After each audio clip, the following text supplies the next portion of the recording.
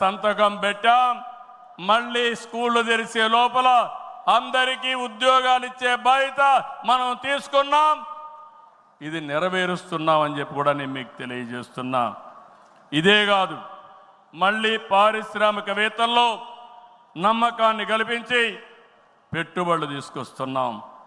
11 నెలల్లో 6 state investment promotion board మీటింగ్లు పెట్టి 76 ప్రాజెక్టులకి శ్రీకారం చుట్టాం.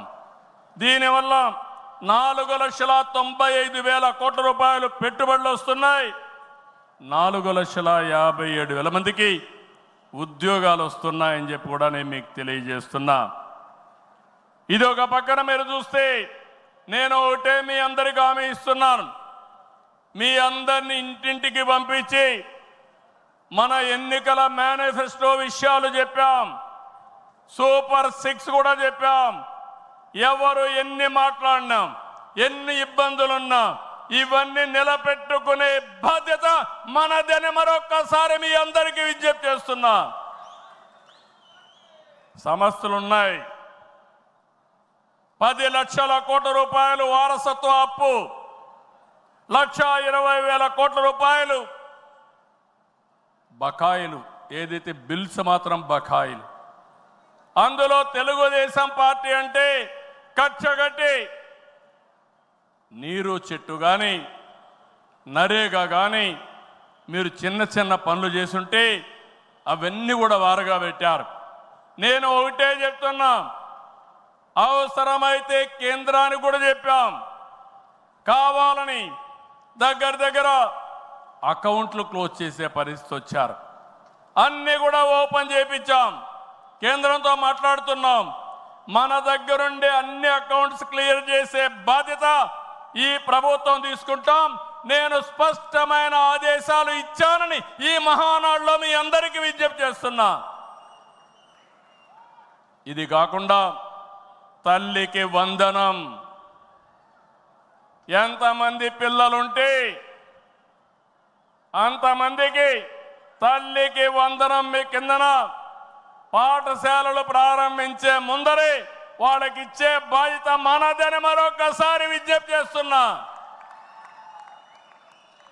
అన్నదాత,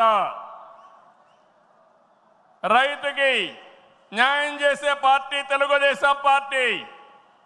రాయలసీమలో హార్టికల్చర్ హబ్గా తయారు చేయడం, ఆంధ్రాలో అక్వాకల్చర్ని ప్రోత్సహించడం, అదే మరి గిట్టుబాటు ధర ఒకసారి ఇబ్బందులు వచ్చినా ప్రతి ఒక్క రైతును ఆదుకునే కార్యక్రమాలు చేశాం.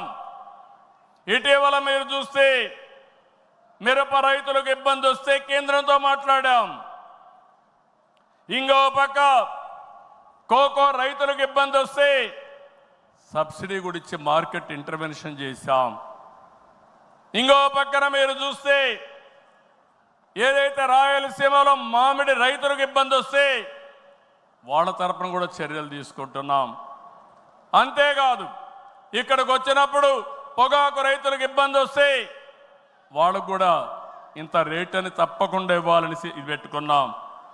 అన్నదాత 20,000 రూపాయలు ఇస్తా అన్నాం. కేంద్రం ఇచ్చిన 6,000 రూపాయలు కలుపుకొని 20,000 రూపాయలు 3 విడతలుగా రైతుల అకౌంట్లో వేసే బాధ్యత మొదటిది ఈ సంవత్సరమే. కేంద్రం ఎప్పుడు వేస్తే అది ఇప్పుడు వేస్తామని చెప్పి కూడా నేను మీకు తెలియజేస్తున్నా.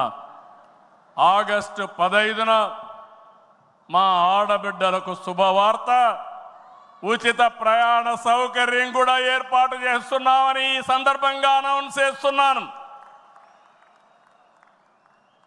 ఇవన్నీ చేస్తూ ఈరోజు మీరు గుర్తుపెట్టుకోవాల్సింది, ఈ మీటింగ్లో చెప్తున్నా, ఎన్నికల ముందు చెప్పాం, సంపద సృష్టించాలి, ఆదాయాన్ని పెంచాలి, ఆ ఆదాయాన్ని తిరిగి సంక్షేమానికి ఖర్చు పెట్టాలి, మళ్ళా అభివృద్ధి ఖర్చు పెట్టాలి.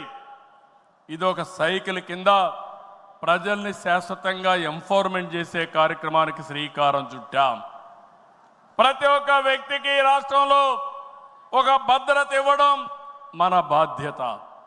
ఇంకో పక్క ప్రతి ఒక్క కుటుంబాన్ని ఎంపవర్ చేయడం కూడా మన కర్తవ్యం అని చెప్పి కూడా నేను మీకు తెలియజేస్తున్నా. దీనికి టెక్నాలజీ ఉపయోగిస్తాం. నేను ఇప్పటికే మీరు చూస్తూ ఉంటారు,